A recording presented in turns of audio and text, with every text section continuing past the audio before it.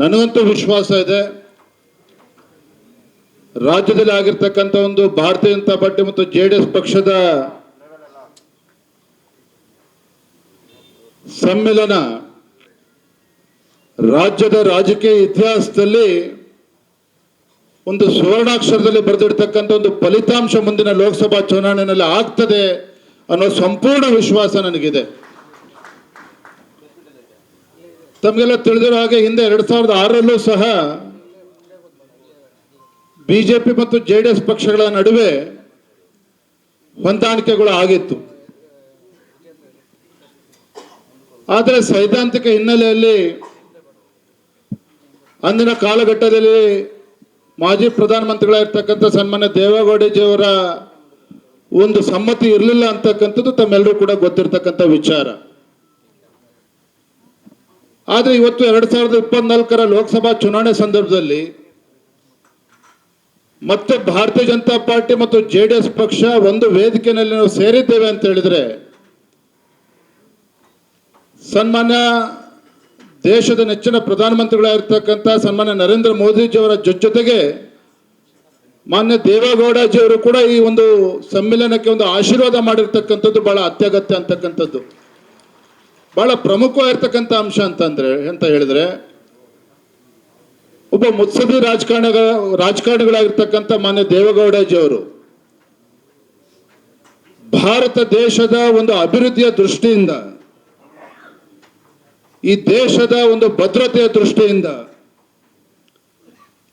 ಕೇಂದ್ರದಲ್ಲಿ ಮತ್ತೊಮ್ಮೆ ನರೇಂದ್ರ ಮೋದಿಜಿಯವರು ಪ್ರಧಾನಮಂತ್ರಿ ಆಗಬೇಕು ಅನ್ನುವ ಒಂದು ಸಂಕಲ್ಪವನ್ನು ತೊಟ್ಟು ಮಾಜಿ ಪ್ರಧಾನಮಂತ್ರಿಗಳು ದೇವೇಗೌಡಜಿಯವರು ನಮ್ಗೆ ಆಶೀರ್ವಾದ ಮಾಡಿರ್ತಕ್ಕಂಥದ್ದು ನಮ್ಮೆಲ್ಲರಿಗೂ ಸಹ ಒಂದು ಆನೆ ಬಲ ಬಂದಂತಾಗಿದೆ ಮತ್ತು ರಾಜ್ಯಕ್ಕೂ ಕೂಡ ಮುಂದಿನ ದಿನಗಳಲ್ಲಿ ಇದಕ್ಕೆ ಒಳಿತಾಗ್ತದೆ ಅನ್ನೋ ವಿಶ್ವಾಸವನ್ನು ನಾನು ಸಂದರ್ಭದಲ್ಲಿ ನಾನು ಹೇಳೋದಕ್ಕೆ ಇಚ್ಛಪಡ್ತೇನೆ.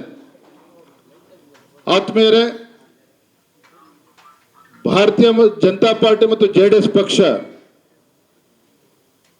ಈಗಾಗಲೇ ಹಲವಾರು ತಿಂಗಳುಗಳಾಗಿದೆ. ನಮ್ಮ ಕೇಂದ್ರದ ವರಿಷ್ಠರು JDS ಪಕ್ಷನೂ ಕೂಡ ನಮ್ಮ NDA ಕೂಟಕ್ಕೆ ಬಂದಿರತಕ್ಕಂಥದ್ದು ಘೋಷಣೆ ಆಗಿ ಕೆಲವು ತಿಂಗಳುಗಳೇ ಕಳೆದಿದೆ. ನಾನು ಕೂಡ ಮಾಜಿ ಮುಖ್ಯಮಂತ್ರಿಗಳಾಗಿರ್ತಕ್ಕಂಥ HD ಕುಮಾರಸ್ವಾಮಿ ಅವರ ನೇತೃತ್ವದಲ್ಲಿ ಕಳೆದ 2 ದಿನಗಳು ಮೈಸೂರು ಕೊಡಗು ಲೋಕಸಭಾ ಕ್ಷೇತ್ರ, ಅದೇ ರೀತಿ ನನ್ನ ಮಂಡ್ಯ ಲೋಕಸಭಾ ಕ್ಷೇತ್ರದಲ್ಲೂ ಕೂಡ ನಾವು ಪ್ರವಾಸವನ್ನು ಜಂಟಿಯಾಗಿ ಮಾಡಿದ್ದೇವೆ. ಮಾನ್ಯ ಕುಮಾರಸ್ವಾಮಿ ಅವರು ನಾವು ಜಂಟಿಯಾಗಿ ಪ್ರವಾಸ ಮಾಡಿರ್ತಕ್ಕಂಥ ಪರಿಣಾಮ ಏನಪ್ಪಾ ಅಂತ ಹೇಳಿದ್ರೆ, ಇಡೀ ರಾಜ್ಯಕ್ಕೆ ಒಂದು ಸ್ಪಷ್ಟ ಸಂದೇಶ ಬಿಜೆಪಿ ಮತ್ತು JDS ಪಕ್ಷದ ಕಾರ್ಯಕರ್ತರಿಗೆ ತಲುಪಿರ್ತಕ್ಕಂಥದ್ದು. ಮತ್ತೆ ಬಹಳ ಪ್ರಮುಖವಾಗಿರ್ತಕ್ಕಂಥ ಅಂಶ ನಾವು ಗಮನಿಸಬೇಕಾಗಿರ್ತಕ್ಕಂಥದ್ದು ಅಂತ ಹೇಳಿದ್ರೆ, ಸಹಜ ನಮ್ಮ ಕರ್ನಾಟಕ ರಾಜ್ಯದಲ್ಲಿ ಸಾಕಷ್ಟು ಈ ಹೊಂದಾಣಿಕಾ ರಾಜಕಾರಣಗಳು ನಡೆದಿದೆ. ಬಿಜೆಪಿ JDS ಇರ್ಬೋದು, JDS ಕಾಂಗ್ರೆಸ್ ಇರ್ಬೋದು, ಹಲವಾರು ಬಾರಿ ಗಠಬಂಧನ ನಡೆದು ಹೋಗಿರ್ತಕ್ಕಂಥದ್ದು.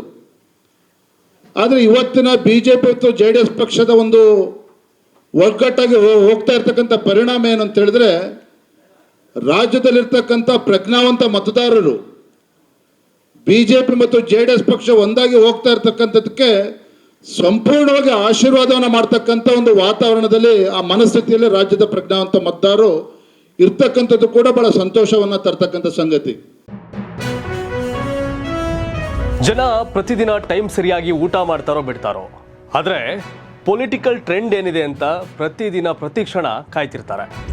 ಕರ್ನಾಟಕದ ಅಖಾಡದಲ್ಲಿ ಯಾವ ಅಭ್ಯರ್ಥಿ ಅಬ್ಬರಿಸಿದ್ರು ಮತ್ಯಾವ ಅಭ್ಯರ್ಥಿ ತತ್ತರಿಸಿದ್ರು ಅಂತ ನೋಡೋಕೆ ಕಾತರದಿಂದ ಕಾಯ್ತಿರ್ತಾರೆ. 28 ಕ್ಷೇತ್ರಗಳ ಪ್ರತಿದಿನದ ಪಬ್ಲಿಕ್ ಪಲ್ಸ್ ಏನು, ಪ್ರಚಾರದಲ್ಲಿ ಯಾರ ಮುಂದೆ ಯಾರ ಹಿಂದೆ ಎಲ್ಲ ಮಾಹಿತಿಯನ್ನು ನಾವು ಕೊಡ್ತೇವೆ. ಕರ್ನಾಟಕ ಕುರುಕ್ಷೇತ್ರ 28 ಕ್ಷೇತ್ರಗಳ ಡೈಲಿ ನ್ಯೂಸ್ ಪ್ರತಿದಿನ ರಾತ್ರಿ 8 ಗಂಟೆಗೆ ಯೂಟ್ಯೂಬ್ನಲ್ಲಿ ಕರ್ನಾಟಕ ಟಿವಿ ಅಂತ ಸರ್ಚ್ ಮಾಡಿ, ನಂತರ ನಮ್ಮ ಕರ್ನಾಟಕ ಟಿವಿ ಸಬ್ಸ್ಕ್ರೈಬ್ ಮಾಡಿ. ಸಬ್ಸ್ಕ್ರೈಬ್ ಆದಮೇಲೆ ನಿಮಗೆ ಹೋಮ್ ಪೇಜ್ ಬಂದರೆ ಕಮ್ಯುನಿಟಿ ಅನ್ನೋ ಆಪ್ಷನ್ ಸಿಗುತ್ತೆ.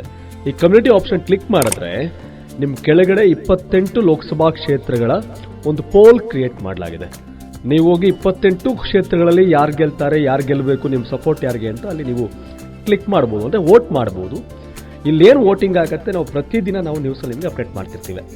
ಇದು ಮತದಾನದ ದಿನದವರೆಗೂ ಕೂಡ ಈ ಪೋಲಿಂಗ್ ಓಪನ್ ಇರುತ್ತೆ.